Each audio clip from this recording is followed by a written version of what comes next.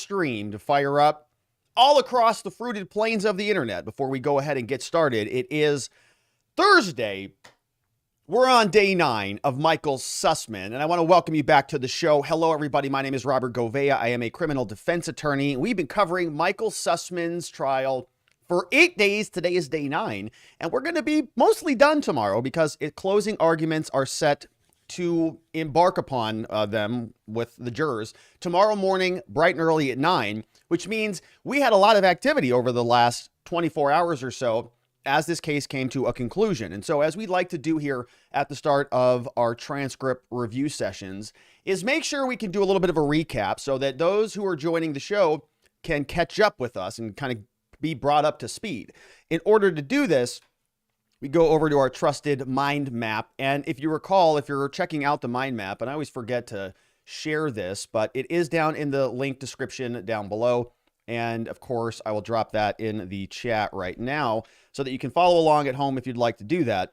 But this is the mind map. Of course, as we know, it's John Durham prosecuting Michael Sussman, former Hillary Clinton campaign lawyer. This guy right here, Michael Sussman, we've been spending a lot of time, all of this emanating from a meeting that took place back September 2016 between him, James Baker. He said he wasn't there on behalf of Hillary Clinton. We all know he was. And now he's being indicted for lying to the FBI about all this. We're on day 9 today, but yesterday we left off by going through each one of these different witnesses and some pretty good witnesses. So for those who are unfamiliar with this, yesterday we spent some time talking with this one. This was Corey Arsenault, and she is somebody over at the special counsel's office, works for John Durham. And she came out to talk about the billing, right? Because what happened in this case, after Michael Sussman met with James Baker, he sent Hillary Clinton and her campaign a bill for that meeting. And so we came out yesterday and we've got some details about what Corey Arsenault, who is a legal assistant for the special counsel's office, what she found. And she went through and she said, we got subpoenas from Michael Sussman's office over there at Perkins Coie. And she testified as follows. She said that they actually had a bill and a meeting for a white paper. And so if you look at this here, it says there was a billing entry from September 14th. And it says the timekeeper, Michael Sussman, for 6 hours and 6.6 hours. And some of the documents here are for multiple meetings for a confidential project, drafting a white paper, telephone conferences, and a meeting with Mark Elias. And then we have another entry from September 19th, 2016, of course, that was the day of the meeting. And if you zoom in on this one, you know that this one says that this was a separate bill for, 3.3 hours that Michael Sussman delivered back to the Hillary Clinton campaign. And then the big mic drop moment of yesterday's testimony was where she said that we even have the flash drive receipts. Okay, Michael Sussman actually walked across the street, went over to Staples, and picked up a flash drive. And so she purchased it. He purchased this back on September 13th. You can see this here. And he actually billed the thumb drives that he left with the FBI back to Hillary for America. So that was some pretty damning testimony, right? Michael Sussman literally left his office, Perkins Coie, on September 13th, walked over, bought the flash drives, had a meeting about drafting the white paper on September 14th, then actually went over on September 19th, delivered all the goods over to the FBI, and billed Hillary Clinton for every one of those meetings. And so the special counsel's office used Corey Arsenault as their summary witness, which means the defense is going to get their summary witness, and we're going to check out who that is today. We're going to dive in the first part of the day, of the show today, and we're going to listen to this guy, Brandon Charnov. Now he, just like Corey, she worked for the special counsel's office. Brandon works over for Latham and Watkins, which is the defense team. And so he's going to be the defense summary witness. And he's going to detail for us what he found. And he's supposed to kind of come out and rebut Corey. So we'll learn more about his testimony. You'll recall that yesterday, we also spent a brief amount of time talking to these two people, Tashina Gauhar, as well as Mary McCord. And these were people who were a part of the FBI or DOJ, and they were there during the transition. Remember, by March 7th, Donald Trump has already won the election. He's the incoming president. And so there's transition taking place. Yesterday, we heard from these two witnesses who were at the meeting on March 7th, which was really 6 months later after the original September meeting between Baker and Sussman. And they came out, or at least their testimony was, largely, I don't remember what happened at this meeting, but both of them wrote in their notes something like an attorney brought this person to the FBI on behalf of his client. And there's a lot of stuff about this attorney bringing them on behalf of a client. So we had both of those witnesses yesterday. I'm not sure how consequential they'll be just because of the fact that it was 6 months after the original meeting that was problematic. We spent some time yesterday talking about Thomas Grasso. Thomas Grasso is somebody who was an FBI special agent, kind of a defense witness. Not a really interesting witness. I think that they sort of brought him out to bolster Rodney Jaffe's credibility, to say that Thomas Grasso actually recommended him for an award at the FBI, and that the FBI really was responsible for screwing a lot of this case up. And that's been one of the defense tactics, is to say, Michael Sussman didn't do anything wrong here. He was just this innocent guy who was trying to be this good citizen, and the FBI really dropped the ball, saying that they were concealing identities, and there were circular reportings, and there was information that was going into the FBI through the inappropriate sources, like stuff should have gone in through a confidential handler, right? A CHS FBI handler, rather than through some of these other special agents. And so, no joke, FBI's a mess. I mean, everybody knows this. And so the defense is really laying into that pretty hard. They did that yesterday. So we're going to skip over that because we didn't skip anything, actually. We talked about all that yesterday. But today, we're going to pick back up because, remember, we're starting with the afternoon session of yesterday before we get into today's session. But yesterday, we had the summary witness from Brandon Charnov. We have two character witnesses where we learn a little bit more about Michael Sussman. These are people, somebody named Jimma Elliott-Stevens, I think she was an ex-DOJ person, and Martha Stansell-Gamm, another character witness, who are just, both of these women just come out and sort of say, Michael Sussman's a great guy. So we'll spend a little bit of time with them, but then we'll get to today, which was day 9, and day 9 was really quick. I mean, it was over this morning. There is no PM transcript, so it's done. I mean, the court wrapped up really, really quickly, and they're going to start tomorrow with closing arguments. And so we got a lot that we got done today. Very important stuff, too. We have some stipulations that got entered into the record. Those weren't as important as, well, we'll go through them. We'll see exactly what both sides entered into the record. We'll also take a look at the jury instructions, and we'll see in particular that they argued about 3 things. There was a little bit of conversation about whether the jury instructions should include on or about. Like, is it on or about September 19th? Or is it September 19th? So they fight over that. They fight over good faith and jury nullification, and then they actually give the jurors the jury charge. They give them their instructions, and they say, listen, tomorrow morning, when you get in here, we're going to listen to closing arguments. Both sides are going to get about 1 hour and 40 minutes total. So the prosecution is going to get 1 hour and a half, 1 hour 40. So they'll have their sort of first open, and then they'll have their their first close, and then their reclose, and then the defense will have their closing arguments. And so it should be about 1 hour and a half, 1 hour 40 each side's total for the prosecution and total for the defense. So we'll get into that tomorrow. But we'll see the judge is still having to sort through a lot of this. And so let's pick back up where we left off yesterday. Now that we're up to speed, we've got the afternoon session coming in. This is the transcript. You see May 25th, 2:08 p.m. And we'll notice that we're actually missing one of the prosecutors, Mr. Keelty. He's not there. Mr. Keelty has sort of been in and out of this trial because he's had some family issues. And so he's back. He was there this morning, but he's not back that afternoon. And we see that I already outlined these 3 witnesses that we'll talk about. Brandon Charnov is the summary witness, pretty brief. We have Jimma Elliott-Stevens, who was one of the character witnesses, and then Martha Stansell-Gamm, who's another character witness. And people might be asking themselves, character witnesses, what the heck is this? Like, we don't often hear about these in criminal cases, and that's true. The judge acknowledges that. The judge is like, well, I guess we'll just see how this goes. And even the prosecutor, Brittane Shaw, she says, like, well, this is kind of a first for me. I guess we'll see what these defense attorneys have come up with.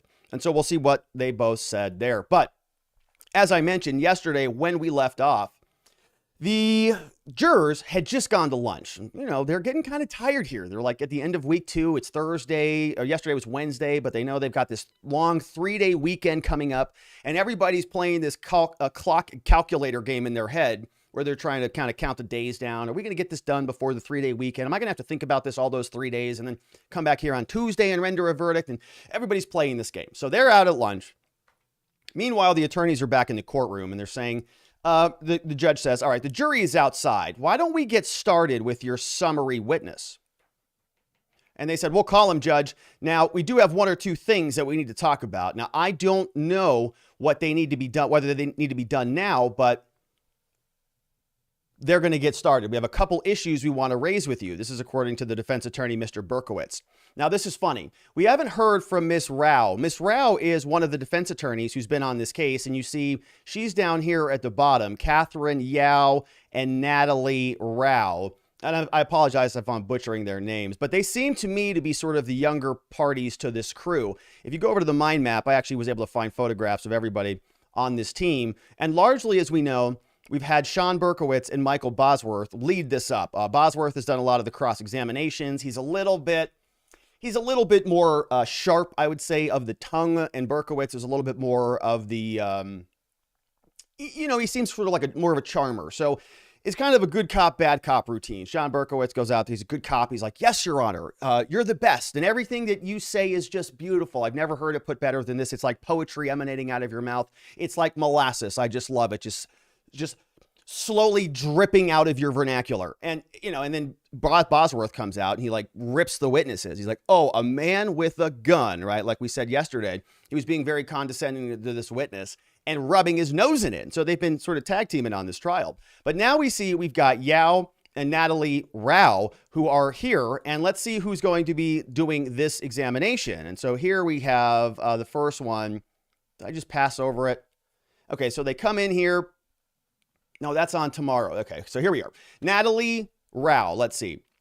We scroll down in the document, and so Miss Rao is now up and says, the court says, we have a couple issues we want to address. The court says, okay. And Miss Rao just is ready to go. She says, good afternoon, Your Honor. We call to the stand, and the court says, wait, let's wait for our jury.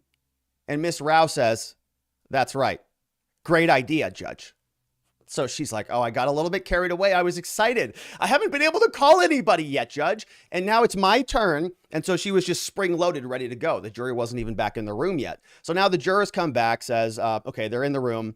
Welcome back, ladies and gentlemen, says the judge. Hope you had a nice lunch. And let's wait till everyone fills in. Come on, get in here, get in here. Please be seated. I think Miss Rao is going to be presenting our next witness. Now, says, good afternoon, sir. She says, I'm going to call Brandon Charnov to the stand. And just a quick refresher. I know we talked about this already, but yesterday we had some really, really good evidence from the government's summary witness, which was Miss Corey Arsenault, who was going to summarize, basically the billing and the legal stuff.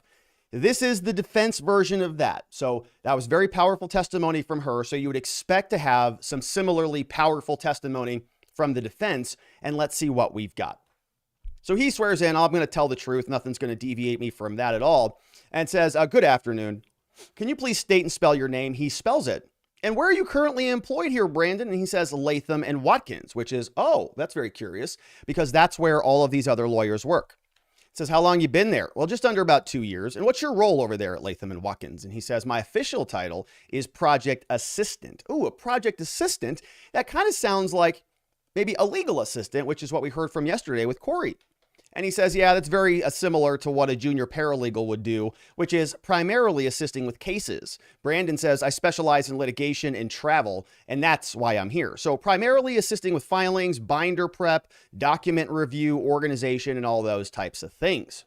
And he says, I understand you're heading out of here in a few months. And who's doing, Miss Rao is doing this examination. I understand you're going to be heading out in a few months. And he says, yes, I am. I will be starting law school in the fall. And the judge says, why in the world would you want to do that? And of course, the whole stinking courtroom laughs because the judge cracked a joke. You see that?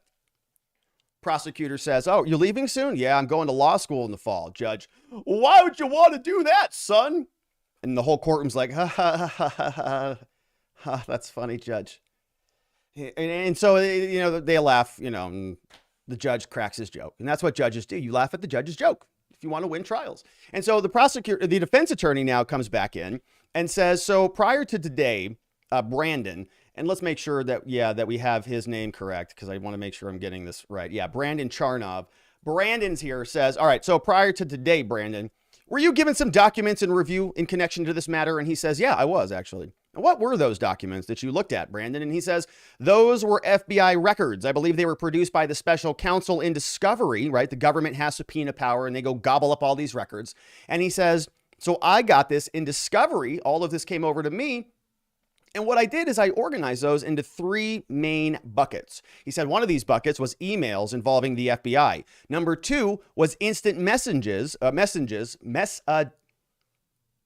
instant messages, yeah. So, and link messages. I was like smashing those 2 words together in my head. Okay. Link messages, which is the FBI's text messaging system. And those were internal between the FBI, as we know. There also were 3 other FBI documents like memos, things like memos. So this Brandon is going to be assembling all these different things together. And so the defense attorney, Miss Yao, says, I want to clarify one thing here, sir. This case is focused on allegations related to Alpha Bank, right? Did any of the documents you review have anything to do with Alpha Bank? He says no. I said, well, that's weird. What's he reviewing over there? Okay. And when you were giving these documents, Brandon, remember, this is a defense witness. And when you were giving these documents to review, Brandon, were you giving any directions? Were you told what to do? And he says, yes, I was told to review the documents and to confirm the date on the document, the type of the document. And so one of those 3 buckets I mentioned earlier, and which of those clients that Mr. Sussman represented in the documents, okay? Assembling a bunch of stuff together and probably going to put it together like a chart, like we saw from Ms. Corey Arsenault out of the special counsel's office yesterday. So the defense says, all right, Your Honor, may I approach? I want to show you something. And, you know, all of these things that you assembled, we are going to give you a copy of this binder. And this has been marked for identification purposes. And Ms. Rao says, Sir Brandon, do you recognize all this stuff? And look at all these exhibits. Defense exhibit, we've got 117, 120, all the way up 145, 148, just keeps going all the way up to 155, 164, and then 165. I mean, like a lot. And he says, Mr. Charnov, she says, what are those exhibits that I just referenced in that binder? And he says, well, those are the exhibits that I mentioned earlier that I reviewed. And she says, perfect, we're going to move those into evidence. Now, Mr. Charnov asked the defense attorney, Rao, in connection with reviewing those documents, did you also assist in preparing a chart to summarize these things? And he says, yes, I did. Just like Corey. A summary witness going to summarize this all for us. And so the defense says, perfect, Brandon. I'd love to show you what I've got here. It's Defense Exhibit 900. Can you please tell us what you've got here? What is this? Brandon says, well, this is the exhibit that was created based on the data from the chart that I put together. It involves records of FBI communications and meetings related to Sussman's representation of Hillary for America and the Democratic National Committee and the Democratic Congressional Campaign Committee. And does this summarize all of those exhibits that are in the binder that we just mentioned? I mean, there's a big load of them. Like, look at all those that we just highlighted previously. And he says, yeah, that summary chart includes all of that stuff. And did you review all of this to make sure it's accurate? And he says, yeah. And so they move that into evidence. Here, Rao says, the defense lawyer says, all right, now let's take a moment to explain what this shows. We're looking at this chart, and there's a lot of stuff on here because you reviewed a lot of discovery. So starting at the beginning, I think you mentioned that it reflects FBI communications and meetings related to Sussman's representation of political clients.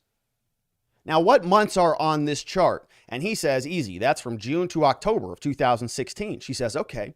And communications are related to which clients? I think you had mentioned like they're abbreviated. What do the abbreviations on this chart stand for? We can't see the chart, but presumably it's like an Excel spreadsheet. You've got rows and columns, and he just goes through and he says, okay, Hillary for America on this date, gives it a check or something. Let's see what he says.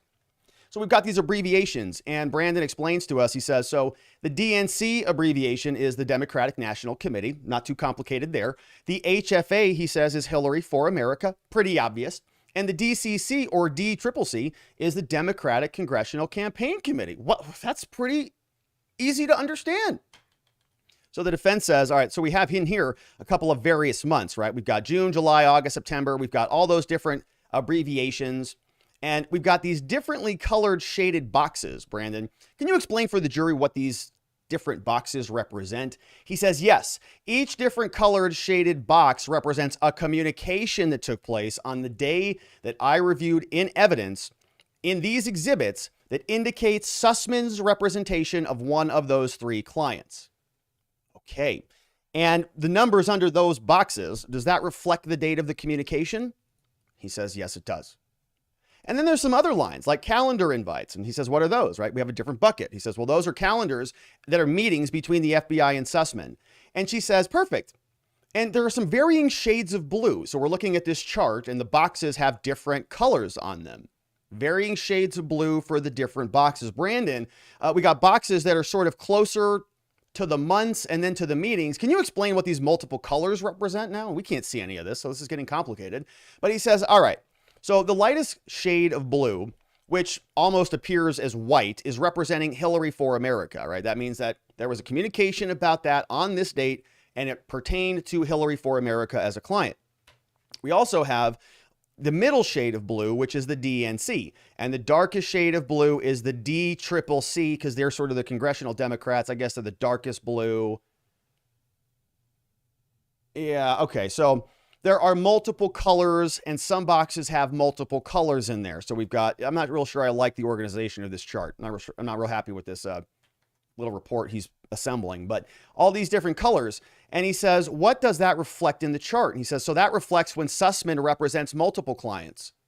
So that could either be in the form of one document that I reviewed that had him representing multiple clients, or multiple documents that both took place on the same day where each one had him representing a different client. All right, so now you can see this is getting complicated. Now we have different boxes, and the boxes have different colors. So if we go on a particular day, maybe it's got a light blue, a medium blue, and a dark blue, and that means that Sussman represented all three, Hillary for America, the DNC, and the DCCC. But we have other dates where maybe it's only one of those, or maybe he's representing three of those people independently. He's got like one bill with each one of them. Or since they're all Democrats and they're all sort of on the same thing, maybe he's got one project and he's billing all three of them, but it's all sort of conglomerated around one single work entity. Who knows? It's complicated, right? That's the point. That's exactly why they're doing this, is to show you, my goodness, he's communicating and he's representing all sorts of people all over the place. And it's really difficult to keep track of this. Look how much work this poor law school student is going to be going through in order to just show you the level of communication, blues and all sorts of different shades. So the defense says, okay, thank you for explaining that. And then finally, I think on the right-hand side, we've got some exhibits that we read into the record. Now, I want you to sort of explain and take a look at a few examples that we have here, just so we can get a sense of how these documents got assembled. Can we do that, Brandon? Can you explain, for example, what is this? And he says, well, this one came in. This is an email from the FBI that came in August 3rd, 2016. It's titled Extortion Threat to the Hillary Clinton Campaign, Unclassified FOUO. You might be asking yourself, if you're listening at home, August 3rd, well, that's not really, it's not really relevant to the time period we're talking about per se, because the indictment says that he was charged on September 19th, right? That's when the meeting took place. And so the question from the defense is, okay, generally speaking, the from and the to, what does this mean? He says that information reflects that the FBI is the recipient, right? Yeah. And Sussman's also in this email? He is. Okay, so let's take a look at the email in the chain. Can you read that first paragraph for us here, Brandon? And he says, yeah. It says, good morning, Rodney. Organization received an email from DNC attorney Sussman late last night regarding an extortion message received by the Hillary campaign saying there's going to be a DDoS attack, which is an attack on a website, beginning on August 8th, 2016, if a ransom is not paid. I will forward the message greenside for your visibility and your potential action and the apparent cyber criminal nature of the threat. Defense says, oh, thank you. Thanks for reading that into the record. So it's an FBI email. Good morning, Rodney. Sussman's referenced, and it's about a DNC attack, right? It's sort of a threat towards the DNC, which is not really what we're talking about here. We're talking about Michael Sussman saying he found some evidence of Trump-Russia collusion, which is a different thing. One sort of an affirmative thing he found. The other one is an attack, right? They're sitting around being attacked allegedly by Russia. And he says, okay, thank you. And can you explain how that August 3rd email is reflected here on this chart, Brandon? And he says, yeah. So this is going to appear on August 3rd in the box, right? You're going to go over, you're going to look there, August 3rd. And he says we do that. You can see the box is shaded with light blue. That means it's representing Hillary for America. It's also got the dark blue shade, meaning it's also representing the DNC, because they were both mentioned in the email, as we saw. DNC and the Hillary Clinton campaign. And so we've got HFA in dark blue, and I'm sorry, in medium blue, light blue. And then we also have the DNC in dark blue. Okay, so we can kind of see what's happening, right? Multiple conversations, one email, two colors, because the colors correlate to the clients. Got it. All right, how about this other one? This is another email chain, Exhibit 128. Look at page 2 here. This is an August 10th email. What the heck are they talking about these August emails for? Can you read these first two paragraphs? He says, sure, I can. On Thursday, August 11, 2016, a group of folks from the DNC, so we've got one client, will receive a threat briefing at the secret level FBI headquarters. On Friday, August 12th, a group of folks from Hillary for America, Secretary Clinton's presidential campaign, are also going to receive a briefing over there at FBI headquarters. On the afternoon of August 12th, we also see the DCC is going to receive a threat level briefing also. And so, my goodness, we've got three different circles here. We've got the DNC, the HFA, and the DCC. They're going to attend the meeting. And let's look at this. We take a look. We say, we don't need to read all of the attendees, but it's safe to say that Sussman is also listed as an attendee at the DNC meeting, right? He's on that list. And he's also an attendee at the HFA meeting, right? And the DCC meeting. Okay, so Michael Sussman was going to all of those meetings. I guess they're going to make a point about this. Let's see what it is. He says, yeah. So the first, this is a communication. So I reflected that under August 11th. That's the date of the email. So I put it on the chart, gave it a color. And I reflected that as having all three shades because all three of them were mentioned in the email. All the three of those circles. They got all three colors. Okay. And in addition, there were two meetings in this one email. And so the calendar on at the top under August 11th is shaded the middle shade of blue for the DNC and shaded dark blue for the DCC.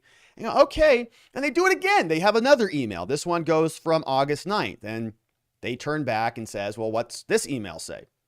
It says, Michael, hope all is well since we left Met at the FBI HQ. Would you have time in the next several days to chat with NSD regarding your clients? And they look here.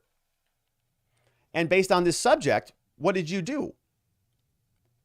What clients did you label this as? And he says, well, yeah, the subject says DNC and DCC intrusions. So I thought those were the two clients. Okay, and that's what he's doing. So he's going to walk us through the chart.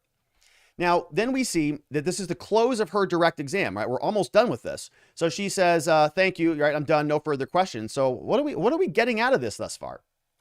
Let's see how she closes this out.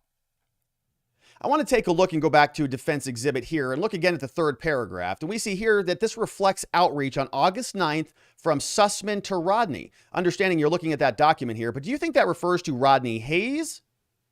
Because he was referenced in the email and he was handling a lot of conversations with Sussman? He says, yeah, I believe so. Okay, so it's a conversation between a Rodney Hayes, maybe, not a Rodney Jaffe. All right. It says, okay, and then now let's go back to defense exhibit 900. We looked at defense exhibit 144 and 145, which were both on September 22nd. Now we're getting warmer. We're getting closer to this date. How did that reflect those two different communications in this chart? Back on that date. He says, okay, so on this chart, there's a blue square for September 22nd. It has three shades of blue, DNC, HFA, and DCC. And then we have exhibit DXD144. This is the FBI memo. And this memo represents Hillary for America, so it's only light blue. The others involve the DNC and DCC, so neither of those documents has all three. But since they were on the same date, we put all three on the same exhibit. And the defense says, okay, so some of these boxes, this is an example of that. They reflect multiple communications on one day. That's like her mic drop moment, right? Multiple communications on one day. And he says, yes. Okay. She says, I have no further questions. That's it. That's the end of her direct exam. And so when I read through this earlier, I think this was last night, I was sort of, what the heck did she get out of this witness? What's coming out of here? I was going to say that, you know, this is sort of really grasping here, but she might be saying that he only, well, you're going to see, I don't want to spoil the cross-examination. So let me get to the cross-examination, okay? Because this is pretty good. And this is the cross-exam by the prosecutor, okay? Mr. Keelty's back in the courtroom. Now, I didn't see him up there, but he's here now. And he's going to be asking this guy, remember, right? We didn't hear anything in his testimony about September 19th at all, about that particular date.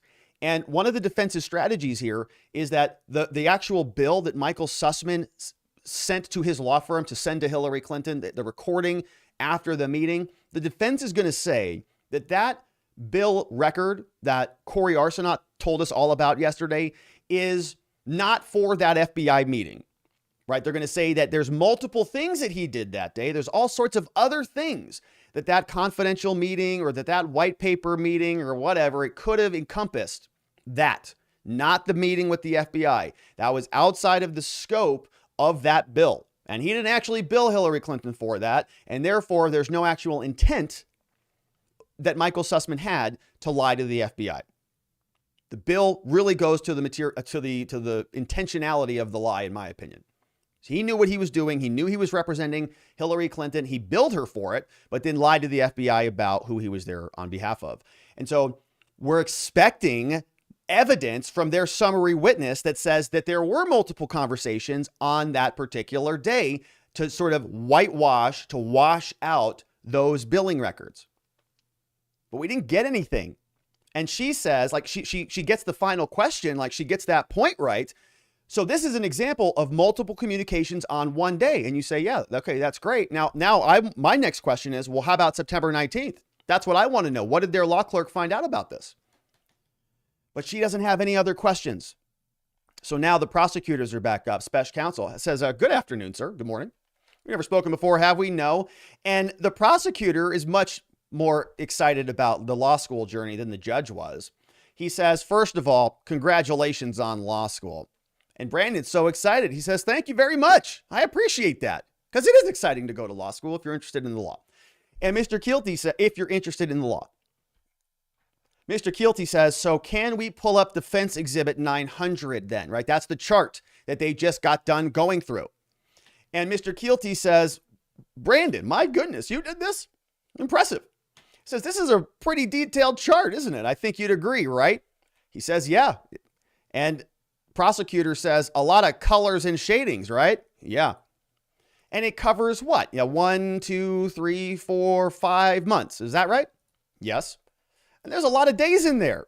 Is that right? Right? Because think about this, right? Think about this as a chart, as a spreadsheet, right? Think about 5 months times 30 days times the different buckets. And you've got all these different cells, right? Every one of those days has to have a cell in it.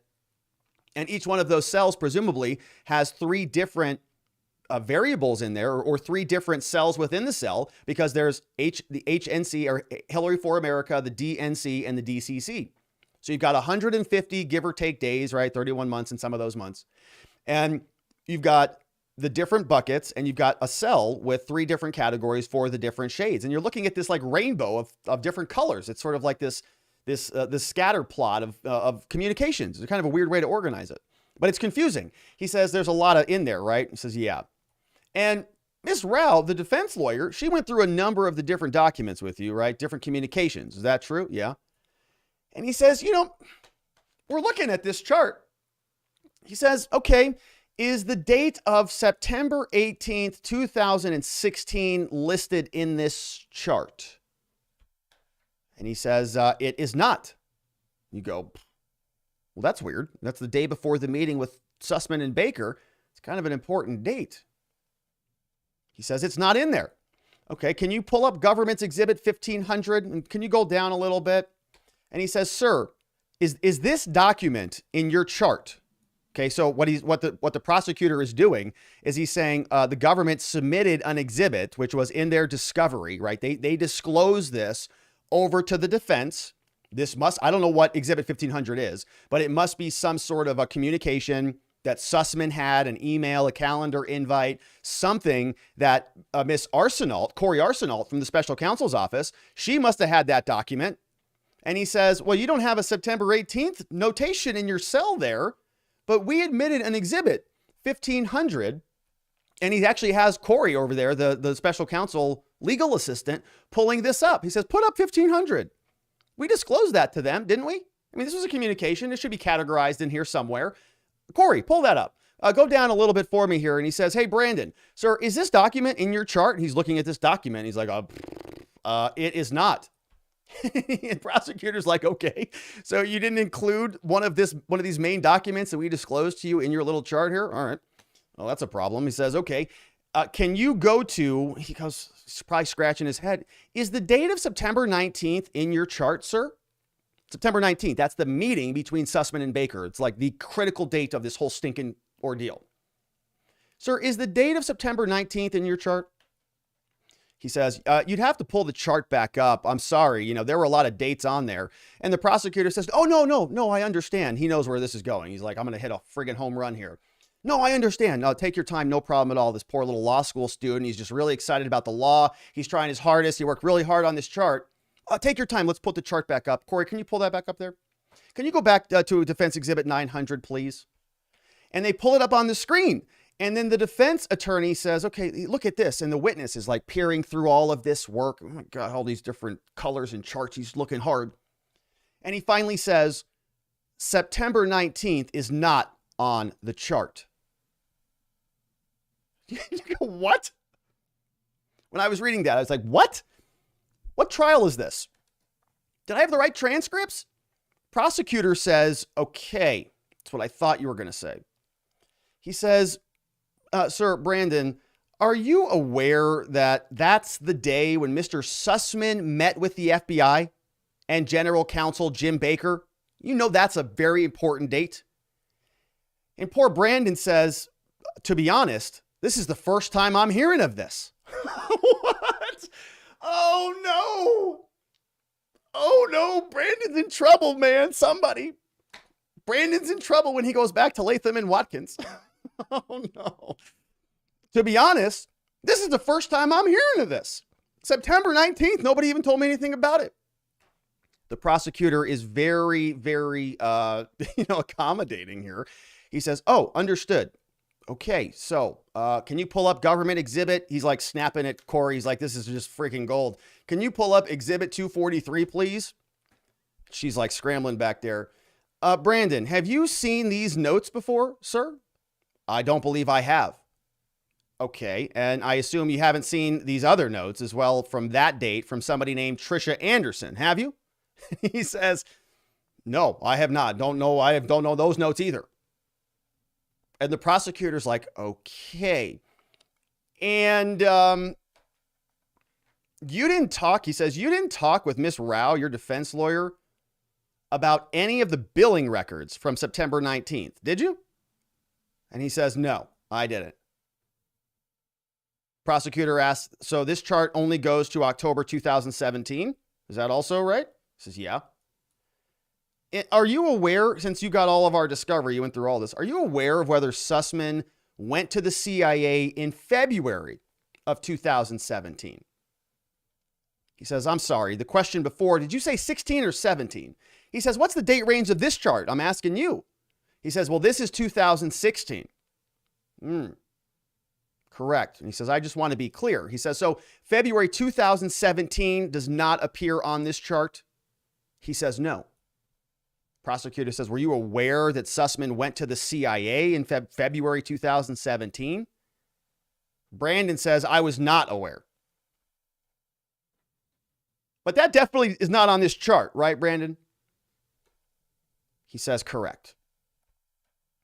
And he says, now, you would agree here, Brandon, that you've seen some of this trial. Is that right? He says, well, I've seen only snippets. I mean, not a ton of it. And prosecutor's like, you would agree that September 19th is a fairly critical date in this case, right? In 2016, like you're kind of aware of this.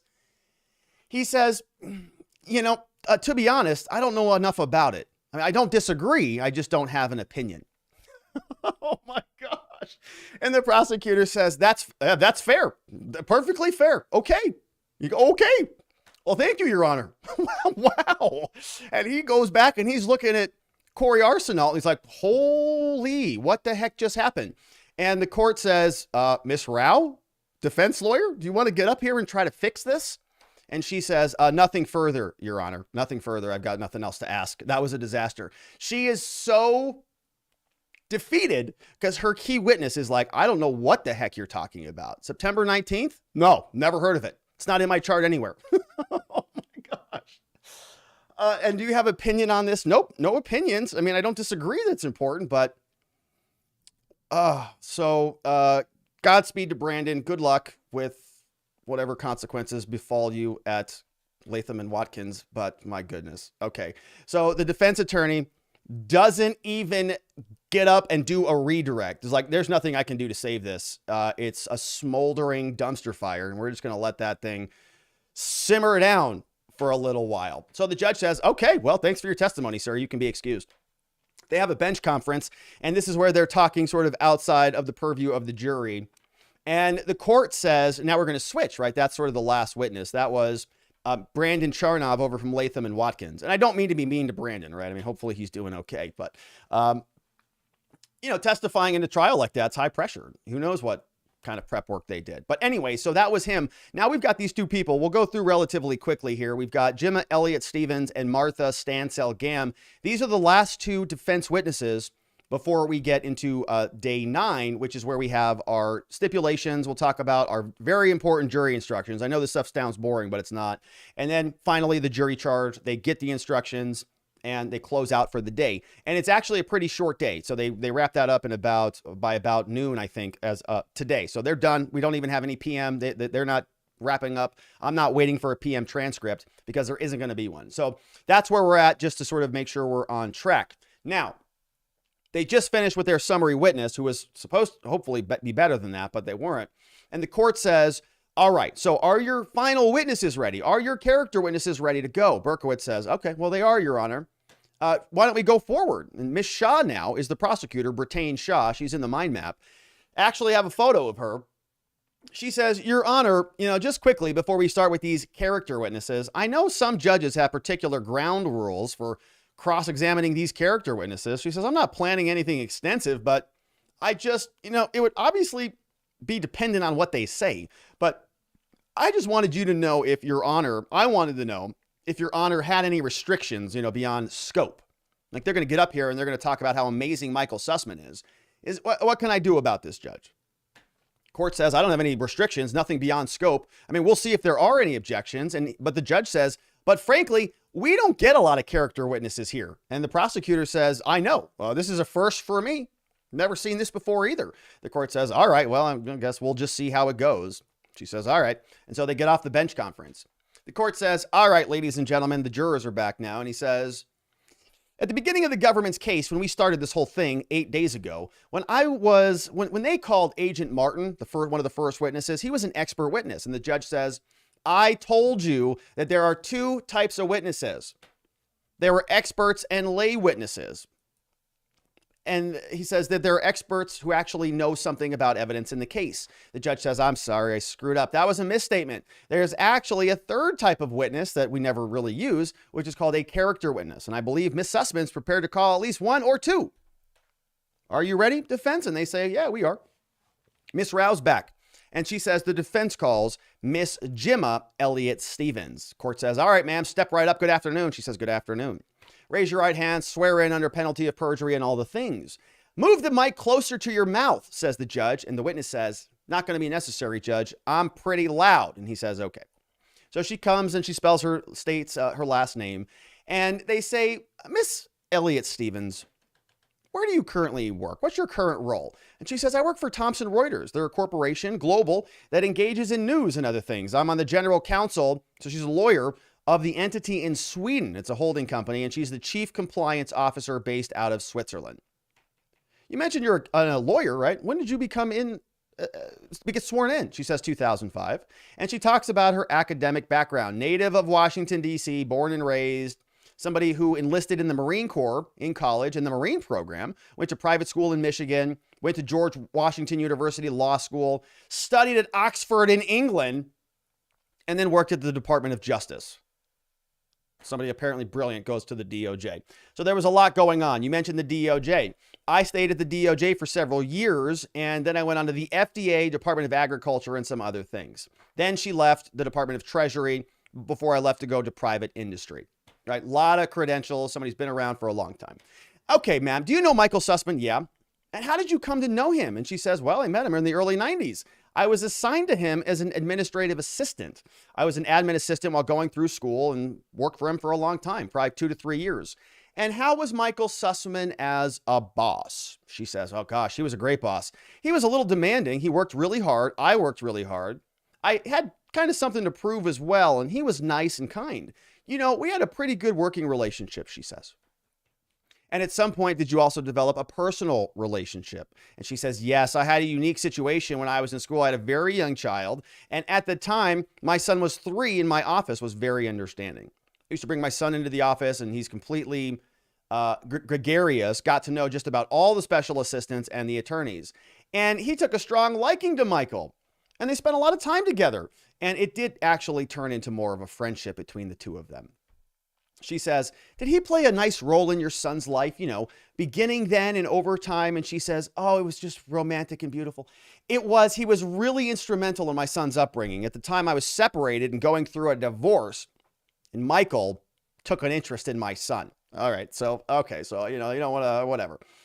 Whatever was going on there was going on. Now, they talk about, you know, lawyer and outside counsel, and it's just a big puff piece, right? It's just a big, you know, like you should be on the cover of a magazine or something. Okay. And then just finally, in the almost 30, she says, 30 years, if my math is right, you know, that you've known Sussman, can you tell us about your overall impression of his reputation for honesty and for truthfulness? She says, yeah, I mean, it really has been almost about 30. My son is 33 years old today. And as long as I've known Michael, she says, I mean, he's been pretty instrumental in my life. He's come to know my family. And he's been someone whose integrity has been beyond reproach. I know him, again, as an honest, hardworking man of faith. I've never had any issues with his character or his integrity. So you see that. Now, the defense wraps up. Thank you so much, Miss Elliott-Stevens. And the witness is now subject to cross-examination. But the court chimes in. Hey, counsel, hold on real quick. Bertain Shaw's going to get up. Says, look, get on the phone. The only ground rule in this show is don't ask her whether her opinion of him would change if he were guilty of the crime, okay? Don't ask him that question. Ask her that question. And Shaw says, understood, Judge. No problem at all. And says, good afternoon, ma'am. My name is Prosecutor Shaw, and a couple questions for you. Not a lot. You know, it's clear from your testimony on direct that you and Sussman are good friends. You've been good friends for many years, right? And you're not here because you know anything about the case. You're just here as a friend. And you haven't, I mean, you have to, and the prosecutor says, you have to say yes or no, right? So she's nodding her head, presumably, for this question, right? She's nodding her head. You have to say yes or no for the record. And so she says yes. We're both nodding to each other, aren't we? She says, yeah. And you haven't sat through any evidence here in this trial, right? You haven't seen anything? No, no. She says, I don't know much about the case. And the jury has sat through the evidence, but you haven't been here while they have been here. Is that right? She says, yeah, that's correct. Prosecutor said, okay, that's all I have for you. Thank you very much. Right. Not going to beat her up. Not going to say, well, you don't know about this. And what about this? And what if an FBI agent said this? And what if so-and-so else said this? Would that change? No, the judge said you can't go into any of that stuff. And she's just not going to beat her up. Just some nice lady who just came in and says, Sussman's a great guy. What do you get out of clobbering a person like that in the eyes of the jury? Probably not too much, right? Because you're sort of anticipating as a prosecutor that the jurors are just going to dismiss this testimony. It's just a friend who knows nothing about the facts. And of course, a friend is going to come in and puff up their friends. And so the defense doesn't even have a redirect. The judge is like, no redirect, I take it. Like you're not, because there's really no cross. And the defense says, yeah, no redirect. So then they call their next character witness, and they call Marty Stansell-Gamm to the stand. All right, ma'am, step right up, raise your right hand, remove your mask. Do you solemnly swear? And I do. Ma'am, what do you currently do? She says, I'm retired from the Department of Justice. And how long have you been retired for, ma'am? She says, oh, goodness. Oh, goodness, over 14 years, she says. That sounds great, says the defense. And she says, it is. It's good. I love this retired life. I hated working at the DOJ. Defense says, all right, we're going to start with your background. Can you please briefly walk us through your legal career? And she does. She says she was in the Air Force as a judge advocate, which is a military attorney. She says, my first assignment was in Germany. I spent 4.5 years in prosecution, half in defense. And then she was given permission to go to Harvard for a year of advanced degree in international law. At least it was only 1 year, so that's good for her. My last position in the Air Force was 3 years in Hawaii and all over the place. And what were you doing at the DOJ? ma'am. And she says, I got very lucky. I went to the DOJ just as the very first computer crime unit was being formed. There were 5 of us. It was 1991. This is before the World Wide Web existed. There were very few experts in government, which hasn't changed at all. I mean, are there any experts in government anywhere? I don't know. But anyways, it's kind of a charming story, right? 5 of us, 1991, before the internet existed. And this lady's on the first computer crime unit. It's like a Netflix series. I mean, it sounds like a fun story. She also went to Harvard. So says that we had a lot of things that we worked on. We had to find assistant U.S. attorneys to help us investigate cases. And she takes us through the whole litany of what it was like working there. And finally, we get, do you know Michael Sussman? She says, yes, of course I do. And how did you come to know to meet him? She says, Scott and I found Michael in the front office, as we call it, in the criminal division's staff. He was, I recall, working for somebody named Mark, who was in the office there. And we knew we needed more good lawyers, and so that's why we went out and got him. Now, what was your professional relationship with Mr. Sussman? She says, I was very interested in getting to know everybody on the staff. And to the extent that they wanted to tell me who they were or anything about them, I was always interested in knowing that. A little bit of a little nosy Rosie over there, you know. Somehow I found out that Michael, as a young man, had a tragedy in his life. As I remember it, his family was vacationing together, and there was a horrible hotel fire. And all the members of his family escaped, except for his father, who died in the fire. Michael Sussman. I think Michael was in his early 20s when that happened. So dad died in a hospital, in a hotel fire. Horrible. Not long after that, he came to the section. I remember, had another challenge. Older sister Marjorie developed a brain tumor. She was being treated. And so the family needed help. And again, we go through the rest of his story and talks about his wife. She says, Michael's known a life of pain. He's known life's beauty. And I would say it has centered him. He's less inclined to be moved by life's similar vicissitudes. He's a mature person, says this woman. Nice vocabulary there from this lady. And you've known Sussman for over 20 years? She says, yeah, I mean, not quite. Not quite. Well, over 20 years. This is great. These attorneys can't add or subtract. It's hysterical. So this is another defense attorney, right? Another attorney. The prosecutors can't do it. The Berkowitz and Bosworth can't do it. And Yao can't do it either. She says, and this is her witness. So you've known Sussman for over 20 years now. Is that right? Hopefully my math is right. She says, is that right? Yeah, well, not quite. No, not quite. And the defense says, all right, well, over 20 years. Is that fair? And she says, no, a little bit less. Okay. So now in the time and she's like, oh, great. So my math was wrong. I'm blowing it. Okay. So however long it was, 18, 19 years, the time that you've known Sussman, do you have an overall impression of his reputation for honesty and truthfulness? And she says, Michael's an earnest guy. He's a sincere person. He has, and I mean, I did have confidence in his truthfulness. In letting us know there was a problem, I would bank on it. And you would believe him to be honest and truthful person? She says, oh, I do. Thank you. Okay. And so she kind of had to drag that one out of him, right? Honest and truthful. She's like, well, he's earnest. Do you think Michael Sussman is honest and truthful? She says, he's earnest. He's sincere. And I have confidence in his truthfulness. Okay. So the prosecutor comes out, does the same thing. All right, ma'am, you have a strong relationship with Sussman, don't you? Yeah. You've had a long relationship here. But have you been sitting in this courtroom and listening to the evidence here today? She says, all I know is what I've read in the press. Right.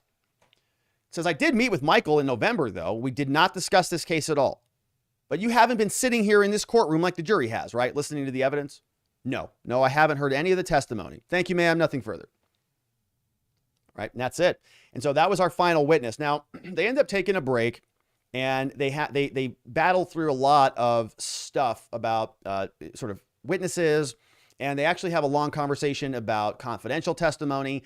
They have another conversation about Michael Sussman testifying. Michael Sussman at this point at the trial may have testified, right? We weren't sure if he was going to come out and testify yet. They talk about this specifically about striking portions. So if Sussman is not going to be testifying, actually, I think, yeah. So they're actually reading some additional stuff into the record here. So these are some of the final stipulations. The defense reads this in. Yeah, and all of this was testimony from the prior congressional hearing, right? So I'm going to skip over all of that. Now, all of these are excerpts that are now being read into evidence. And this is sort of the rule of completeness to some degree. Remember, the government did this already. They read in a bunch of the congressional testimony previously, and now the defense is doing that as well. So they let the jury go. They leave. They have a seat. The defense is still upset about some of the statements and some of the testimony that came out previously. He says, I objected. They get into this whole argument about good faith basis and the questions that came out. And remember, we've sort of been following this theme for some period of time. The prosecution is sort of getting close to talking about some of the political conspiratorial stuff. The judge said, you can't go outside of this hula hoop to some degree. In other words, you can't talk about Hillary Clinton's tweet and that this was all a big Democratic conspiracy. And the prosecutor has gotten close to that a couple times. And so the judge is sort of, they're having a conversation about this, and they are ultimately going to hash it out. Now, the judge finally says anything else, nothing else. They adjourn and they are dismissed for the day. So they were ironing out some additional things that they are going to address today. But before we get into Thursday morning session for May 26th, it's time for a water break, because the last thing that we want is to be parchment, right? We do not want to be parchment on this show or be parched. Cheers, my friends.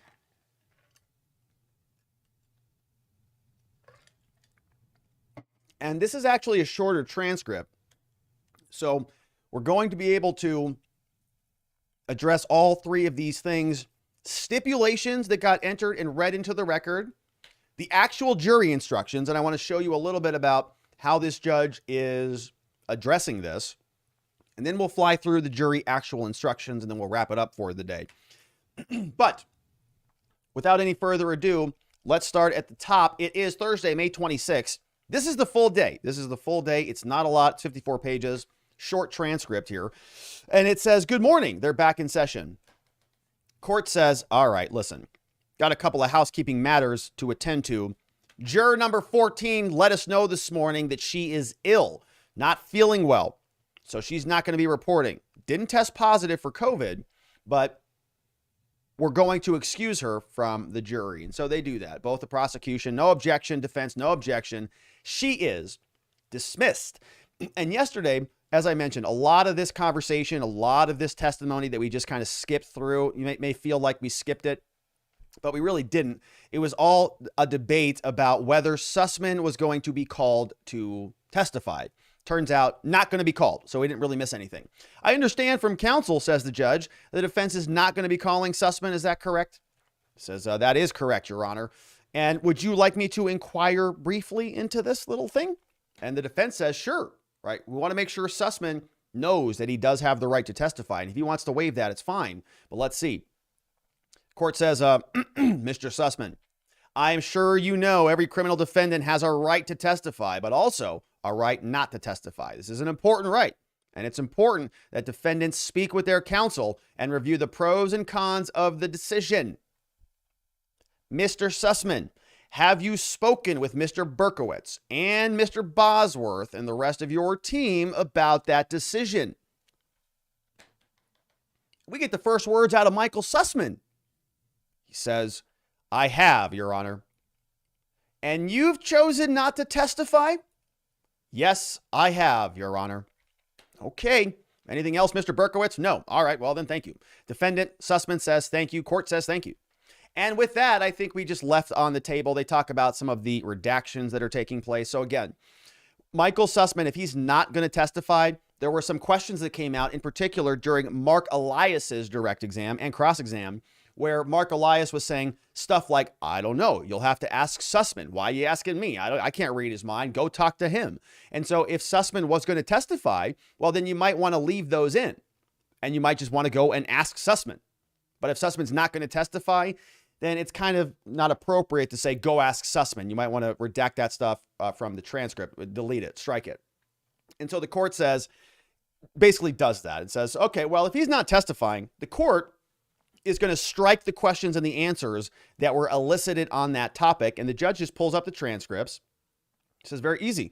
Go down here. He says, we're going to delete this sentence that when Mark Elias said, I think you'd have to ask Sussman. He says, we're going to redact that one. We're also going to redact this one, but like on behalf of. He says that kind of is like, pointing you over to Sussman. He says, we're going to delete this line other than by asking them, right? Or I was going to say, ask him.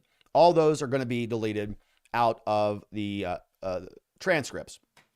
And so they talk about the schedule and some of the closings. And Berkowitz says, well, Judge, I want to tee this up for you. We have about 19 or 20 exhibits that we're going to read now, and I'd like to get those admitted into evidence. And so they do that, right? And so see all this here. We're going to fast forward through a lot of this. But it says, any objection, no objection, so moved. We have a stipulation now that we've agreed on about Jaffe. And so let's see what that is. I think I highlighted this. They're entering this Jaffe stipulation, and a lot of this is sort of a back and forth. Make sure, there it is. I highlighted it. Okay. So finally, right, we get all the way down here, and finally, they're talking about these preliminary issues, and the judge says, okay, finally. He says, finally, I think we're ready for the jury to enter back in. Jury comes back in. All right, please be seated, everybody. Says, all right, thank you very much for your patience. We had to resolve a couple of these legal issues this morning about transcripts and some of the boring stuff, which is why we've taken some time, but I think we've streamlined the case somewhat. Now, before I talk to schedule, I want to let you guys know here on the jury panel that juror number 14 from the back row is not with us today. She was not feeling well, so we excused her. You can rest assured, though, don't worry. She tested negative for COVID, but if that were to change, we will let you know, okay? Hopefully she doesn't test positive and they got to do something about this. So we're just going to proceed apace. This is why we select alternative jurors for contingencies like this, all right? Berkowitz says, all right, Judge, I'm ready. I have a stipulation and a document to read, and then we'll be done, right? This is the last thing the defense is going to do before they close this out. And a lot of this is reading like kind of thick legalese, but let me summarize. It says, it is hereby stipulated and agreed to by everybody involved that Rodney Jaffe and his companies provided assistance and received money from multiple agencies of the United States government, including the United States intelligence community, law enforcement agencies, and people working on cybersecurity matters. Jaffe and his companies had many contracts with the United States. They got paid tens of millions of dollars for the provision of, among other things, the domain name system. These contracts included classified contracts and other security clearances for personnel. Paragraph number 2 is another one saying that Exhibit 831 is admissible, right? No objections to any of those stipulations, and they are now moved in. Now, Berkowitz says these are some additional notes from the DOJ. These are March 4th notes, and so he reads those notes in. It says, Baker said that he was prompted to take, let's see here. These are DOJ notes that an investigator took of an interview with Baker on March 4th, 2022. Okay, so let's put this in context now. Baker was the FBI agent, the general counsel, not an FBI agent, general counsel for the FBI, who ultimately met with Sussman, right? And that date took place September 19th of 2016. These two people. So what this note is from is the time after this meeting by about 6 months. They fast forward the clock. We see now we're on March 4th, 2022. Some DOJ investigator shows up. Baker testified in this trial previously, saying, I'm 100% certain Sussman told me not there on behalf of a client. Remember that testimony? But there was an investigator, and Baker even got impeached by a lot of this because they were saying that his testimony has changed. Now he's saying Sussman said he was not on behalf of a client, did not come on behalf of a client, when previously saying this. Baker said that he was prompted to take the meeting requested by Sussman in a 9/18 text for 2 reasons. One, because Sussman's text on the 18th, which was another conversation not in their chart, specifically refers to the subject matter as time sensitive and sensitive. And second, because Baker trusted Sussman. Baker does not believe the fact that Sussman stated specifically in his text message that he was acting on his own and not for a client factored heavily into his decision to meet with Sussman the next day. Baker said he would ordinarily have met with Sussman on the basis of mutual trust and Sussman's claims of sensitivity. It was the perception of sensitivity that prompted Baker to make and schedule time right away. Otherwise, Baker said he would have asked an executive assistant to do it. And where does this go to? This is a materiality argument. I mean, this is really what it is. Saying that Sussman would have met him anyways, whether he was there on behalf of a client or not on behalf of a client, acting on his own, would not. Let me see. Does not believe that it would have factored heavily, right? Does not believe that it would have factored heavily. And so they take that down. And with that, we see right here, the defense rests their case. That's it. It's the end of it. The end of evidence. 9 days. And it's closed out. And the court says, well, does the government rest? And DeFilippis says, yes, Your Honor, we're done too. Court says, all right, ladies and gentlemen, well, you've heard the defense is rested. The government is also rested. They're not calling a rebuttal. And so at this point, all of the evidence is now in. And you may recall from sort of the outline at the trial last week, the next phase is jury instructions. And so what the judge does is he says, we're going to sort of give you a quick break. He says, because the schedule has been accelerated, we're going to close arguments tomorrow and they're going to prepare over the evening. That way, tomorrow morning, they're going to be crisp and efficient. And we're going to get this done promptly tomorrow morning. And then you're going to either start your deliberations tomorrow afternoon, or depending on what you want to do, is Tuesday morning. Okay. So this case is going to be handed off to the jurors right after closing arguments or on Tuesday morning. So the judge says, all right, well, listen, we got to hash through some of these jury instructions. It's still pretty early in the day. I mean, they flew through these witnesses. And so they say, why don't you come back in an hour? We're going to go through some of these jury instructions, and then we'll let you know what we're going to do. So they excuse the jurors. They say, all right, no discussions about the case. Don't talk about it. They leave. Now it's the attorney time to hash through these jury instructions. Now, ordinarily, these might be kind of boring, right? We've covered many of these here on this channel. We've talked all about Glenn Maxwell and Derek Chauvin and Kyle Rittenhouse and many, many others. But these are actually important, right? These are pretty important. These are the documents. These are the instructions that the jurors are going to be using. Like, you get a manual for, we just sat in this trial for 2 stinking weeks. You remember anything that happened? Not really. All right, well, I've got all these notes and we've got all these exhibits and all these documents. And so we're going to start, using a filter to filter through some of this evidence and what matters and what doesn't. And this is what they're looking at. This is the manual. When you go to IKEA and build a piece of furniture, right? This is the manual that you use. You're lost without it. And so this stuff is very, very important, and they're going to latch onto it aggressively. So they're going to fight about this, and they're fighting over some pretty good issues. The court says, all right, before we give you all the proposed instructions, I have a couple of questions for you. Do you have the instructions in front of you? Defense, do you have it? Prosecution, do you have it? Yeah, we've got it, Judge. Okay. He says, all right, here's the first issue that I have looking at this packet that these jurors are going to get. He says, it's about instruction number 2. He says, this is the summary of the allegations. And here it says in the indictment that we've looked at, which is, of course, in the mind map. If you look at the indictment, it says something like on or about September 19th.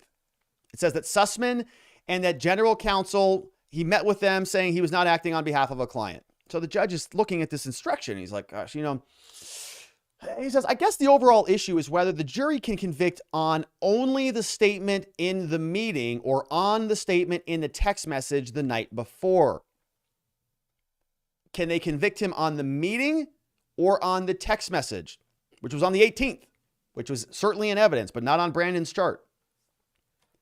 Because he lied in both of those, didn't he? So is it on the 19th or is it on or about the 19th? Which one is it? So the judge is like, gosh, this is confusing. And these jurors are probably going to latch onto this and we don't know. He says, so this instruction would appear, he says, because it's on or about the 19th to include both of those statements. But he says, I think it should be made clear to the jury whether it's one or both. He says, if it's only the second statement, then I would suggest saying that we just say it's on September 19th and get rid of the on or about language. Can we do that when we give them these instructions? Can we get rid of the about language? And the prosecutors love that, Judge. Absolutely. We would agree with that, Your Honor. The court says, okay, good. But the defense is like, respectfully, Your Honor, we don't agree with that. We want to leave that about in there. It says the defense position here is that the government in its opening statement made clear that the statement that they were focusing on, the alleged false statement, was the statement made at the meeting with Jim Baker. And the court says, well, that's what they just agreed to. He says, okay, well, then we respectfully agree then. He says, okay, well, then we're just going to change it. And so he says, we're going to leave the on, he says, we're going to revise that to make clear that the charge relates to that meeting. And should we leave the on or about language? Because it's on, it's not about, right? And usually there's on or about, which says it doesn't have to be the exact date. But here we're talking about an exact date, aren't we? And the prosecutor says, I think with your honor, yeah, the way you had actually explained it, it made sense to me that we're referring to the 19th. Okay, so we'll take the or about out of the instruction. He says, I could see that being the first note back. They're going to be confused. Prosecutor says, yeah, understood. And so the court says, okay, so we're going to get rid of the about, right? So it's like that little stuff. It like really, really matters. So then we get to something a little bit more substantive here. And I want to show you this. The court says, all right, so we've got a second question here. We're talking about a good faith instruction. What is this good faith instruction? He says, typically, as I read the pattern instructions, which is like the big template that you use, he says that instruction is usually given in a case involving an element of willfulness or knowingly making a statement. We have a good faith instruction. But the question the judge asks is, what evidence of good faith is there now in evidence to support the instruction? What was the good faith evidence? In other words, he says good faith is generally a defense to a knowing and willful statement, provided there's evidence in the record of good faith. So the prosecutor says, well, we're looking at number 9, right? And the defense says, yeah, well, it could either be a separate instruction, this good faith thing, or it would be an add-on to the knowing and willful element of the charge. Bosworth, the defense attorney, says, well, Judge, so I think we agreed that having a standalone instruction is not necessary. We do think, though, that it is important to clarify that you cannot have acted willfully as the law intends or means it, meaning with a bad purpose to disobey the law, if in fact you're acting with a good faith understanding that you are not doing anything wrong. And you're just like, you're listening to me read that, you're reading this yourself, you're like, what the heck did he just say? Ugh.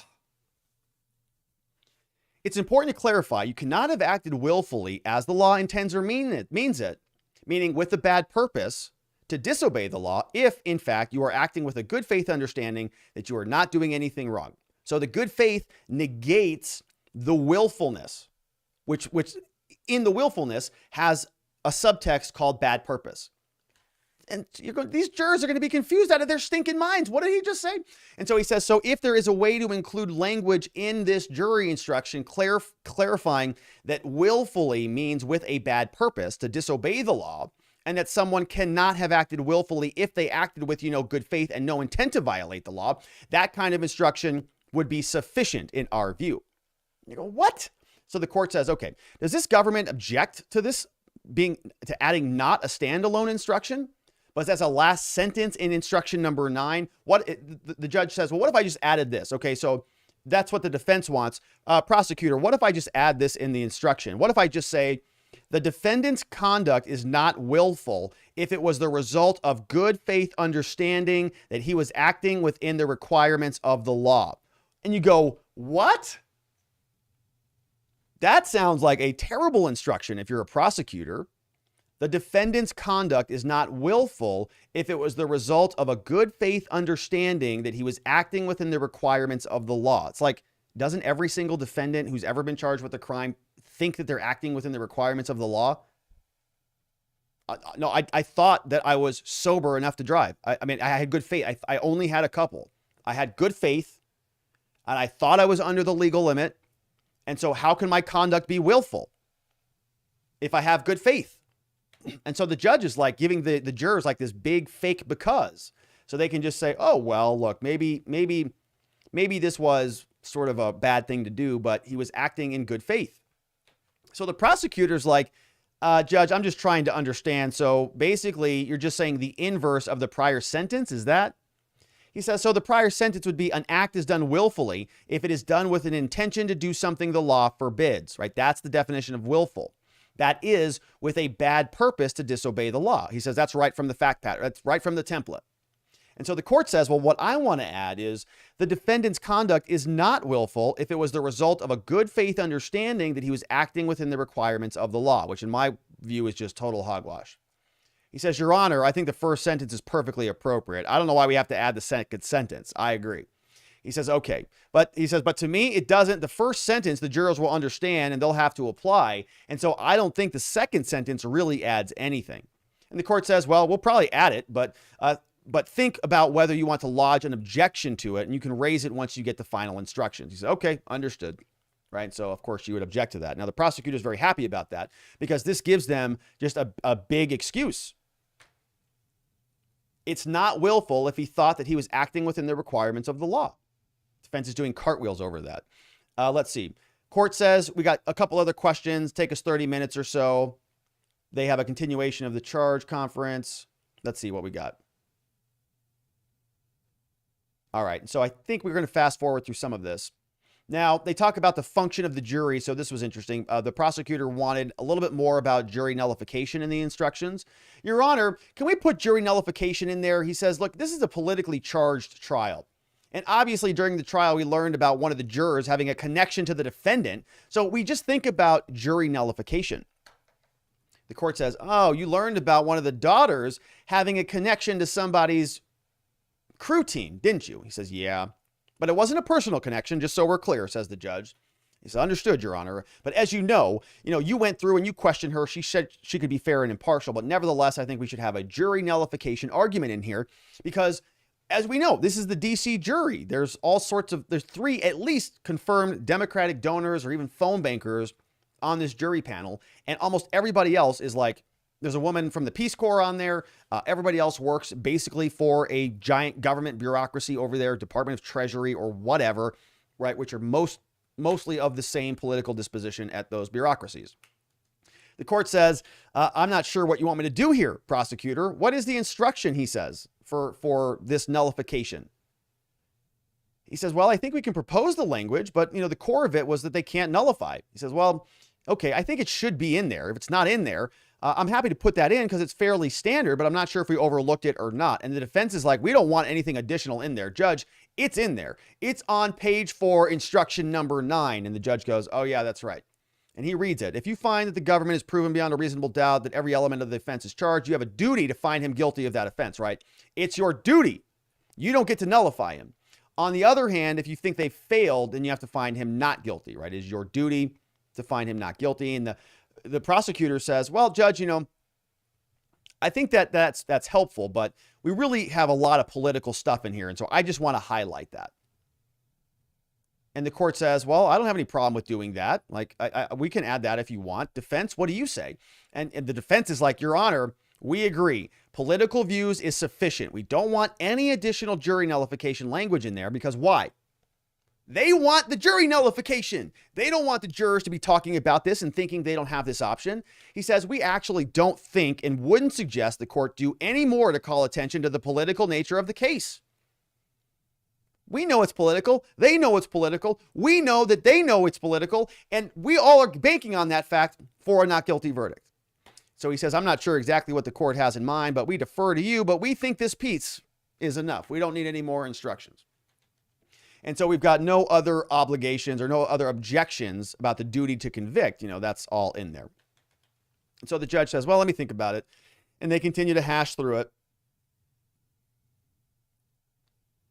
Says, this is coming from the judge. There's essentially a mirror of the sentence that comes before. Yeah, so he's saying we pulled stuff from the patterns, and he's going to actually bring the jurors out here in a minute. And so we'll fast forward to that. We have another example. The judge is talking about the word bad. It looks like instruction 3, you added a paragraph, right? So they actually added special counsel. They say in the instruction 3, you called us special counsel. We don't want to be called special counsel. We want to be called the government. So just call us the government. The court says no problem.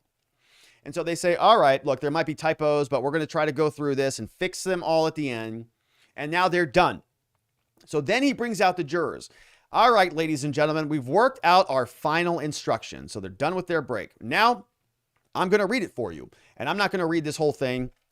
And you've probably heard this if you've ever watched a criminal trial. It's most of the same language, but we'll fly through some of this. He says, I will now read it for you. And I want to highlight some of those big jury instruction issues that we've talked about. Ladies and gentlemen, you've heard all of the evidence in the case. Before you begin your deliberations, I'm going to instruct you in the law. I'm going to provide you with a copy of my instructions, and during your deliberations, you may refer to these things and send me a note if you have any questions. I said last week, your job is to rule on a case. My job is to conduct a fair trial. Your function as the jury is to determine the facts of the case. You are the sole judges of the facts. You should determine the facts without prejudice, fear, sympathy, or favoritism. And if you find the government has proven its burden beyond a reasonable doubt, you got to find them guilty. If not, not guilty. You may take anything I've said. You may not take anything I may have said or done during the trial as a basis on how I think the case should be decided. During the trial, I permitted jurors to take notes. You may take your notes into the courtroom, into the deliberation room with you. You may only consider evidence brought in at trial. You have to consider the stipulations as undisputed evidence. All evidence should be considered fairly. As I explained previously, the defendant here was charged in an indictment. Every defense and defendant has the presumption of innocence, and you have to maintain that throughout the entirety of the case. If you do find guilty beyond a reasonable doubt, you can convict. Otherwise, the government's burden of proof must be more powerful than just highly probable. It's got to be beyond a reasonable doubt. Reasonable doubt, as the name implies, is a doubt based on reason, a doubt for which you have a reason based on evidence or lack of evidence. If you consider the evidence accordingly, you can rule as such. Talks about the two types of evidence that exist in here. The weight of the evidence is up to you to decide. Talks about some of the objections that he lodged, and then we get to some more of the meat and potatoes further down, right? All of it is just a big, long litany of a template, basically. But he says here, every defendant has an absolute right not to testify. Mr. Sussman has chosen not to testify. You cannot hold this against him. Also, early on in the case, you heard about Special Agent Martin. He's an expert witness, but you're not bound to accept his opinion. He gave you his opinion, but you don't have to accept it. If you find the opinion is not justified, you can toss it. During the course, there were a number of other exhibits admitted. You can review those. Don't hold any of the blacked out or the redacted things against anybody. Both the government and the defense have presented forms of charts and summaries. I've decided to admit these charts and the underlying documents for your convenience. But this is where it's interesting. We talk about intent. The intent of Michael Sussman. This is the instruction now that the jurors are getting. And so we have to, this is part of the indictment. These are part of the charges. The jurors have to find this. We're going to see the judge gives us the elements that they have to check off, every one of these, before they can convict. The judge instructs them. He says, someone's intent ordinarily cannot be proved directly because there's no way of knowing what a person is actually thinking. But you may infer someone's intent from the surrounding circumstances. You may consider any statement made or acts done by Mr. Sussman and all other facts and circumstances received in evidence which indicate his intent. You may infer, but are not required to infer, that a person intends the natural and probable consequences of acts he intentionally did or intentionally did not do. You do something, the consequences that emanate from that action, you're responsible for those. Or you can say that you intended to cause those consequences.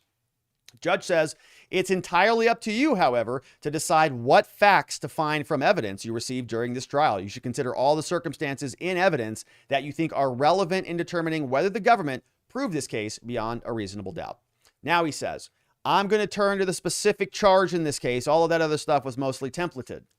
The indictment says that Michael Sussman made one false statement to the FBI on September 19, 2016, saying he did willfully and knowingly make a materially false, fictitious, and fraudulent statement or representation in a matter before the FBI in violation of the U.S. Code. Namely, that Michael Sussman stated to the general counsel of the FBI that he was not acting on behalf of any client in convening and conveying particular allegations concerning Alpha Bank and Donald Trump, when in fact, he was acting on behalf of a specific client, namely Rodney Jaffe or the Clinton campaign. So you got an or there.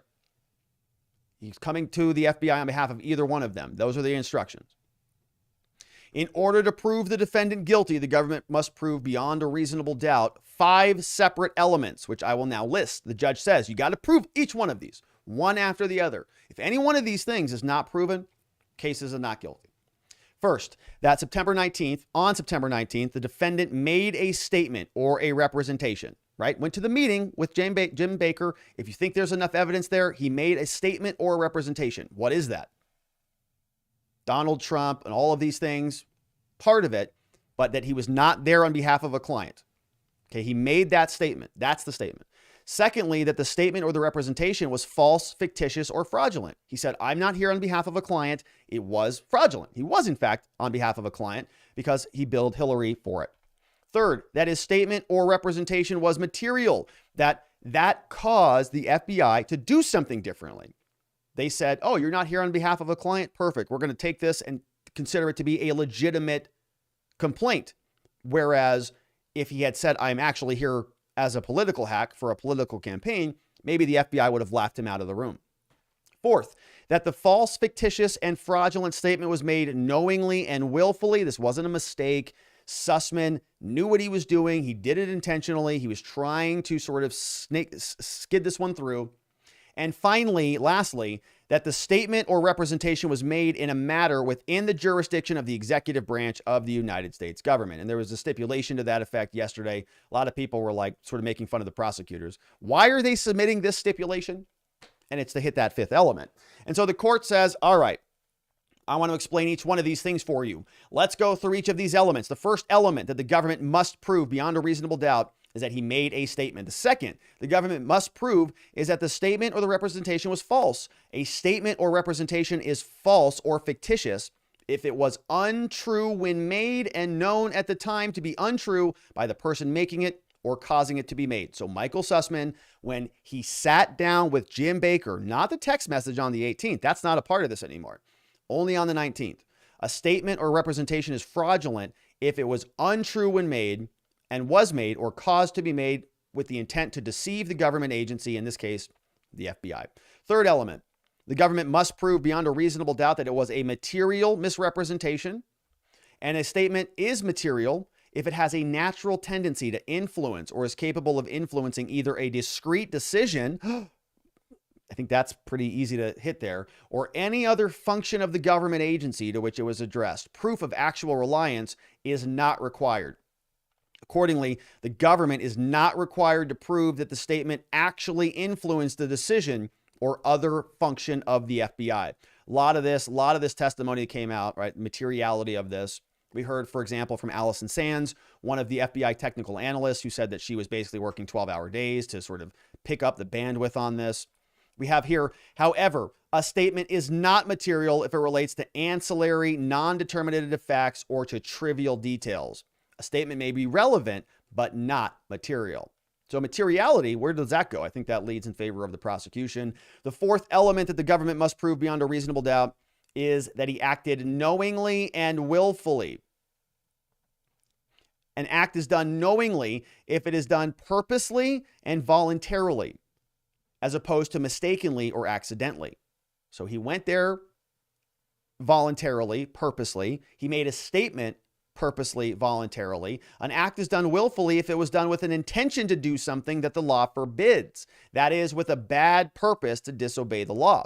Now, on this one, right, you're going to get a bunch of these Democrats on there saying this wasn't a bad purpose. Old Pooty Poo was taking over America here. And Sussman was just trying to save us from those Russian maniacs. A defendant's conduct, this is where you see here, this got added in. That's that little thing I was complaining about. A defendant's conduct is not willful if it was the result of a good faith understanding that he was acting within the requirements of the law. You're going to see a bunch of jurors try to fit this case right in there. Sussman was acting with good faith. He was a very experienced lawyer. He knew the law, was working in this space all sorts of years, did everything he could to try to communicate this out, and he was acting in good faith. This, if there's a not guilty verdict here in this case, this is the reason why, in my opinion. That's going to be the reason, because that got added. As I told you, the fifth element with respect to each count is, or with respect to one count, is the jurisdiction of the executive branch. I understand the parties agreed. FBI is a part of the executive branch, and so you don't even have to ask yourself about that, okay? Just check that one off. We agreed about it.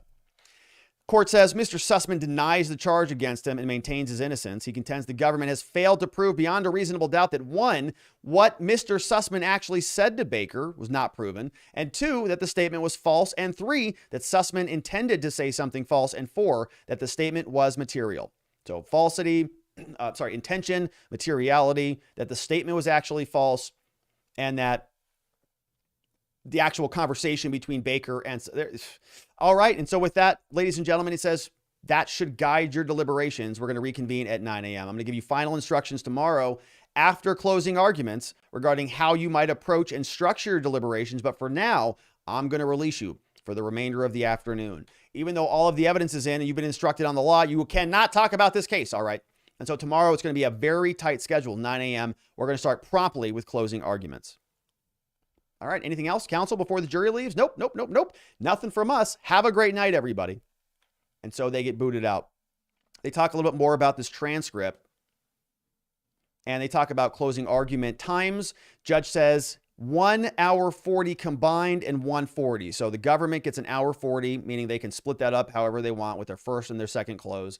And the defense is just going to get the full hour 40. We should all be able to get it in by lunch, and we're going to assume that people are here on time. Berkowitz says, we're going to try to be here on time. And the court says, I figured you would be. And that's it. As you can see, they were done. That's the end of the session today. 12:24 p.m. They're out of there. And so we don't even have a PM transcript. But let's take a look back here at these instructions because, man, these are interesting. Good faith understanding that he was acting within the requirements of the law. Yep, and they got the old Putin name out there about 35 times in this trial, and so you're gonna get a bunch of Democrats out there saying this was all to stop old Pooty Poo, and therefore he's innocent. Now, let's do a quick recap just so we can close this up neatly before we jump into your comments. But we got a lot of ground that we covered today. We started off by talking about Brandon, Charnov, Latham, and Watkins, saying that he had a very detailed chart that he presented to everybody, but didn't even have some of the very important dates on there, like September 18th, September 19th, the dates of the meeting. We had Sussman being an inspirational mentor to Jimma, Elliott-Stevens, saying that he was sort of, taking a very loving interest in her young son. And then also character witness Martha Stansell-Gamm saying that Michael Sussman suffered a life of pain and all of those things. We had the jury instructions, a lot of debate about on or about good faith arguments, and we saw that made it into the actual jury instructions and didn't see too much about jury nullification. So those jury instructions seem like they're favored or weighted a little bit towards the defense. The jury got charged. We've got closing arguments scheduled for tomorrow, and they're supposed to be done by 2 o'clock sharp. The judge said, I have a Memorial Day weekend that I have to attend to. And if I'm not out of here by 2 o'clock, my wife is going to kill me. We're supposed to go to the beach. I'm barbecuing these ribs. I'm smoking all sorts of stuff. And so I got to leave. And so we're going to get this thing done rapid style tomorrow, which means that's great. That means that we're going to cover the whole thing. We'll be able to go through all of the closing arguments tomorrow and not have to wait for much else. But as always, I want to thank you for all of your support. We're coming to the close on this thing, and we would not have been able to do this without your financial support. And I mean that wholeheartedly, right? These transcripts are expensive, and we would not have been able to afford them and review them without your very, very generous support. And so I want to spend the end of the show saying thank you to everybody who was able to make this possible and supported the work that we're doing here. And so we got started earlier on today with... Actually, yesterday, this one came in. I think D Money sent this one yesterday. I really hope those jurors do the right thing. I didn't get that one yesterday, but I agree with you on this one. I hope that we get some justice out of this case. Thomas Luce says, for Rob coining the phrase Pooty Poo bombs. I'm not sure if I coined that one. Pooty Poo is just, isn't that what his mother called him? Obviously, right? Like, I didn't invent that.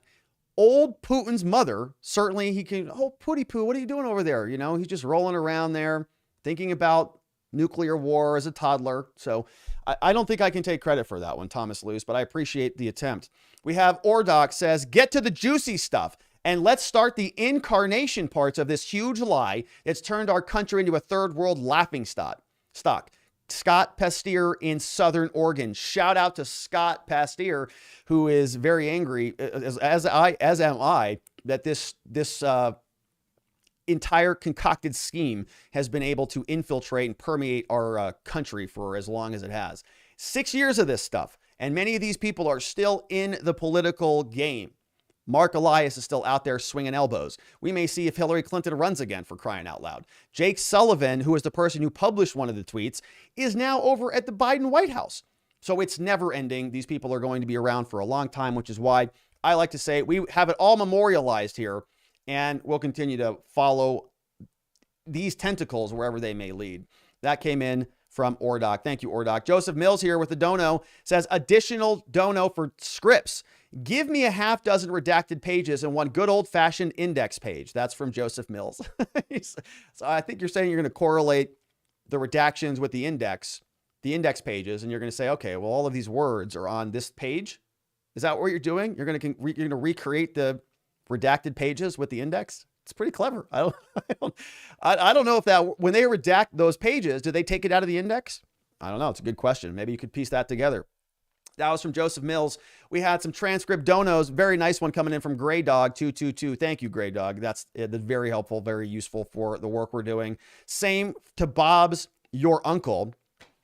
I don't have an Uncle Bob, but many people do, right? Uncle Bob is sort of like the thing. I might be somebody's Uncle Bob because I'm Rob. So I could be somebody's Uncle Bob.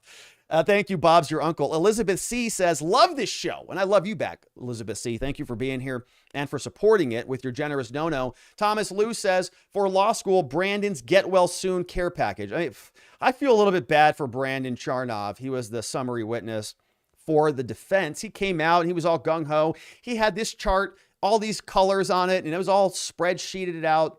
He just had to come in and just answer a couple questions. September 18th on this chart there, Brandon? No. What's September 18th? Well, how about September 19th?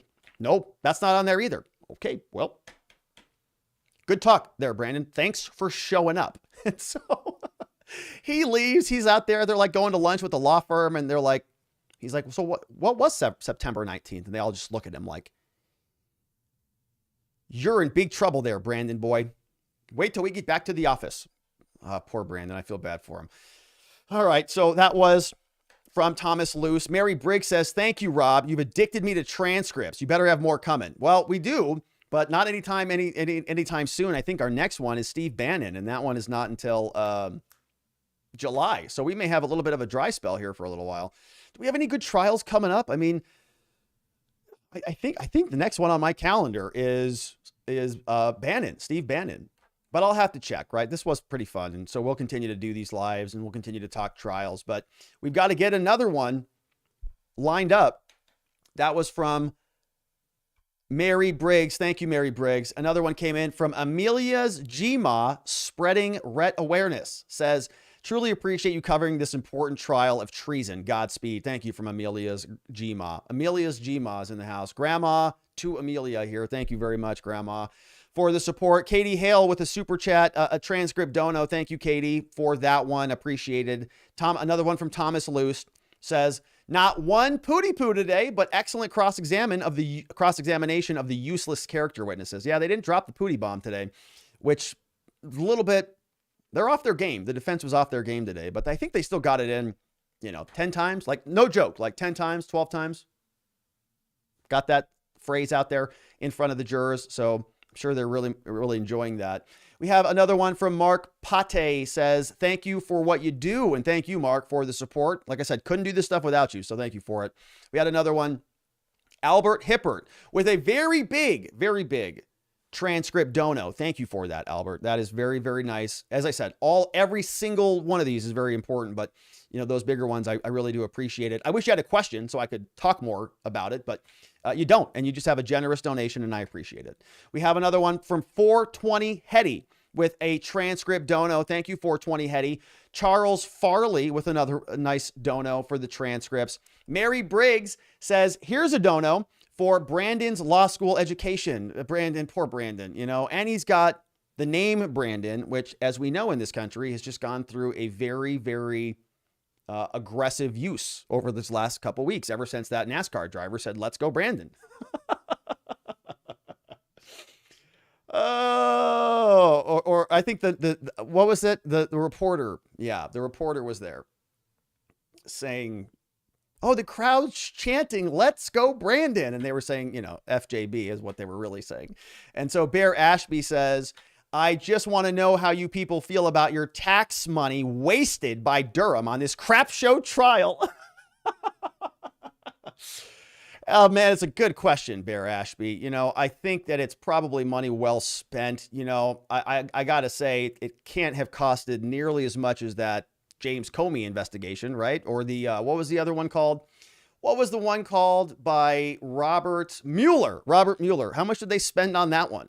Maybe they could claw some of the $40 billion they sent over to the Ukraine back, and we could have it for our political prosecutions here. I don't know. Look, I'm unhappy with political prosecutions. I am unhappy with the current state of our entire sort of political class. I think this type of stuff is, disgusting and reprehensible no matter who does it. And I'm almost certain that the Republicans are doing, a lot of this stuff as well. In other words, I don't think that the Republicans are without fault in any of this. I think they wanted Donald Trump out as much as everybody else did, quite frankly. But, we have billions of dollars that are spent on our law enforcement agencies. This is just one additional prosecution, but I don't think it's money wasted. I think this is bringing to light very important evidence that is going to hopefully result in some meaningful change in this area of our lives. And so that was a great question from Bear Ashby with a super chat dono. Thank you, Bear. Over on Locals, JC the Music Man sent this in, said, the defense must be desperate to call a character witness. Anyone is capable of telling a lie no matter who they are. Prior behavior is not a guarantee of future behavior. Most people have a price. Just saying. That's from JC the Music Man. Jeremy over on our Twitter's community. And we got some chats away. Oh my goodness. Bonnie Speck is chatting over there. Says, I woke up to a new friend on my bed.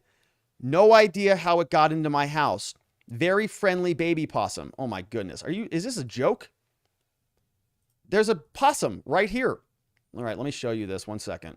Hopefully, Bonnie, don't get mad at me, but I'm gonna zoom in on this little possum's face. Is this like a real deal? Okay, watch this. What did I just do here? Hang on a second. I am zooming this in. This looks like a possum. Look at this. Look at this possum. What is this possum? Where did possums even come from? I don't know. I'm in Arizona. We don't have any possums here. That was from Bonnie Speck. Says that's not a joke. She's chatting away over there. It's not a joke. It's a very friendly baby possum.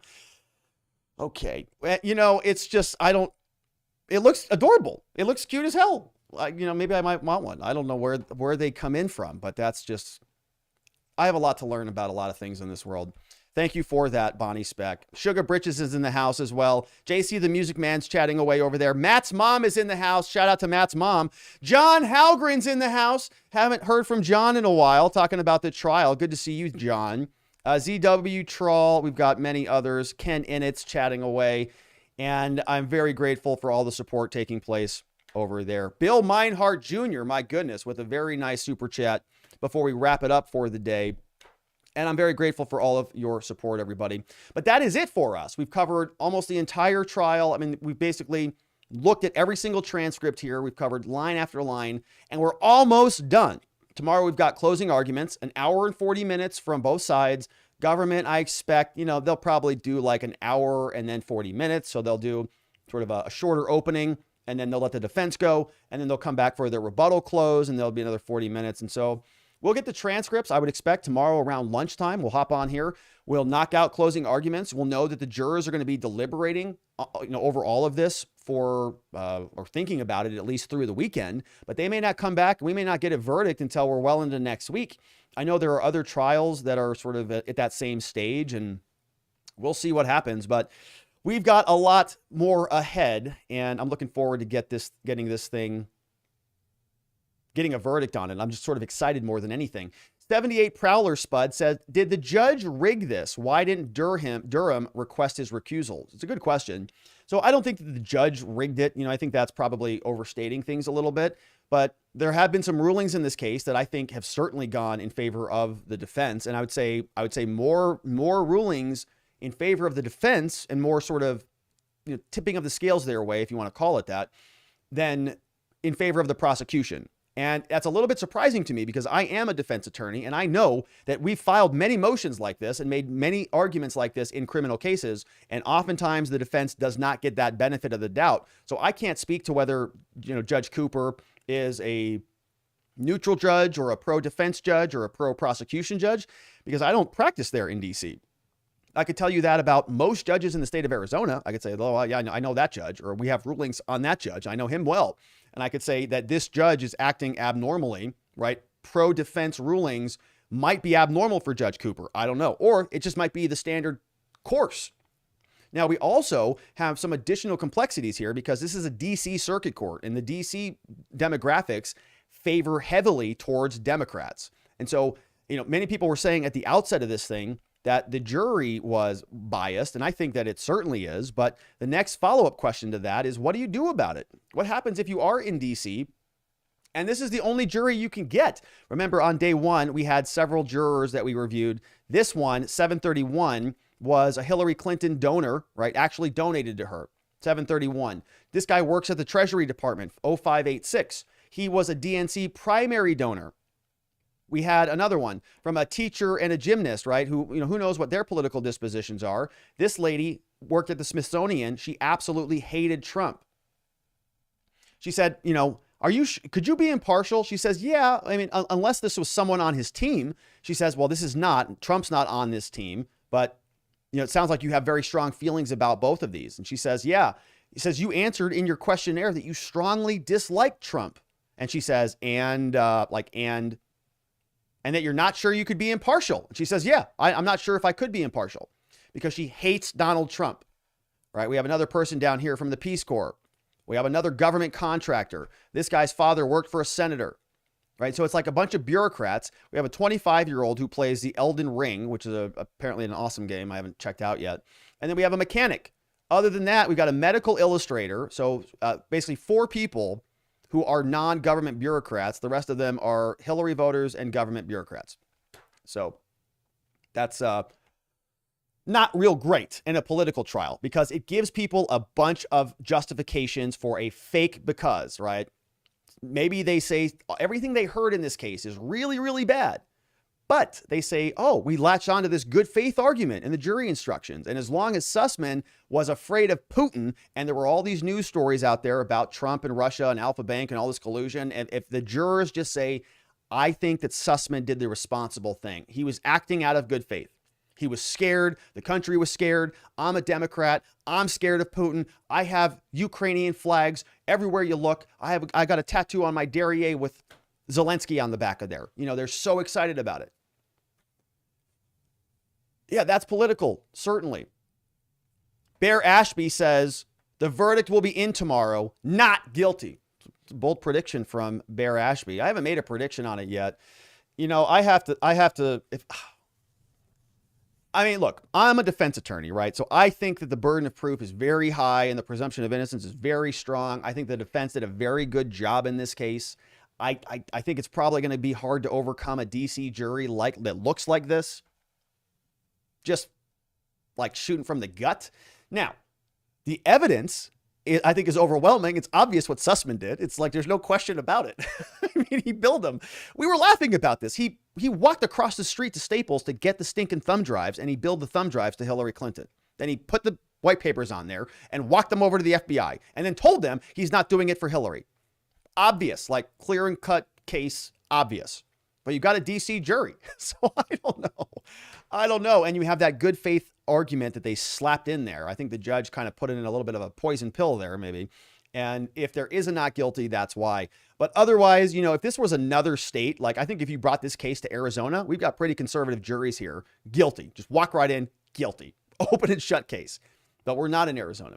We're in DC, and Sussman's on team friendly. He's on team Democrat, and everybody over there loves them. And they might be sitting there asking themselves, if we convict him, where does this go? Who's next? Are they going to go take out Hillary? We need Hillary to run again because Donald Trump's going to be running, and she's got to take out the orange Cheeto. Who knows?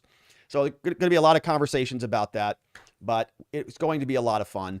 Bill Meinhardt sent in another very generous transcript dono here right as we're leaving here. And so thank you very much again for that, Bill. Bill, I've seen your name on here many times. Thank you for that. And I know you're supporting the work that we're doing. And so that, my friends, is it for us for the day. It's Thursday. We're going to be back again tomorrow to do it all again. As soon as I get those transcripts, we'll get something scheduled and we'll knock out the rest of the Sussman trial with closing arguments before we get into final jury deliberations. And so that's it for me. I want to remind you one more time before we get out of here. I am a criminal defense attorney. We have a law office in Scottsdale, Arizona. We help Good people charged with crimes find safety, clarity, and hope. The reason I can spend time with you here doing this work is because many of you refer clients to our law firm. You trust our team. I trust our team. We do a great job helping good people get past a bad criminal situation and get things back on track. And so if you happen to know anybody in the state of Arizona who needs some help with that, at the R&R Law Group, rrlawaz.com. Phone number is down in the link description below. Free case evaluations, schedule online. We really love to help people. And while we're spending time here fighting for justice and accountability and transparency here, I've got an amazing team of people, boots on the ground, doing some hard work in the courts every single day. And so I appreciate you helping us help other people with your referrals and your support. But other than that, my friends, I want to thank all of you for supporting the show and the work that we do here with your super chats, with your likes, with your subscribes, with your shares, by joining our community over on Locals, by becoming a member on YouTube. I really mean it means the world to me. We couldn't be doing this work without you. So I appreciate your help. I am hopeful that you're here with us tomorrow. Have a tremendous evening, my friends. Sleep very well. See you right back here tomorrow. Bye, everybody.